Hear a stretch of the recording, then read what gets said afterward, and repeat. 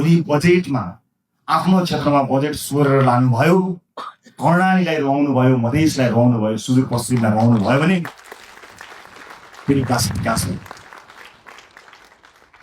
सिङ्गो देश विकास हुँदा चितवन अविकसित हुँदैन मलाई थाहा छ। त्यस कारणले हाम्रो ध्यान सिङ्गो देशको विकासमा जाने हो, क्षेत्रगत कुरामा होइन। यद्यपि कतिपय क्षेत्रहरू अत्यन्त संवेदनशील हुन्छ, कतिपय चिजहरू महत्त्वपूर्ण हुन्छ। जिल्लामा कतिवटा पुल बने, मैले कतिवटा पुल लिएर गएँ, मैले कति किलोमिटर बाटो आफ्नो क्षेत्रमा फिक्स गरेँ भन्ने कुराले तपाईँलाई कीर्तिमाथि बनाउँदैन।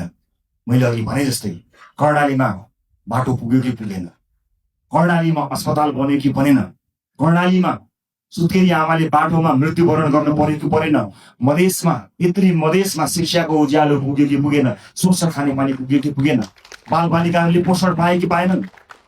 विकासको सूचक यो तपाईँ हामीले सोचेको विकास यही हुनुपर्नेछ। अर्को पटक मैले चुनावमा बाटो लगिनँ भने, मैले अर्को पटक चुनाव जित्दिनँ भनेर तपाईँ आजदेखि लाग्नुभयो भने मैले फेरि पनि राइट टु रिकलको पार्ट व्यवस्थाको बारेमा सम्झना गराउनु पर्ने हुन्छ। साथीहो, एउटा चुनावबाट अर्को चुनावका लागि होइन, एउटा पुस्ताबाट अर्को पुस्ताका लागि लडेका हो हामी। अर्को चुनाव जितौँ नजितौँ त्यो सरकारको विषय भएन, तर अर्को पुस्ताले हार्नु हुँदैन साथी। धेरै पुस्ताले हारिसकेपछि हामी एउटा आशा अपेक्षाको दियो बाल्न सफल भएका छौँ। यसलाई निम्न नदिनु होला।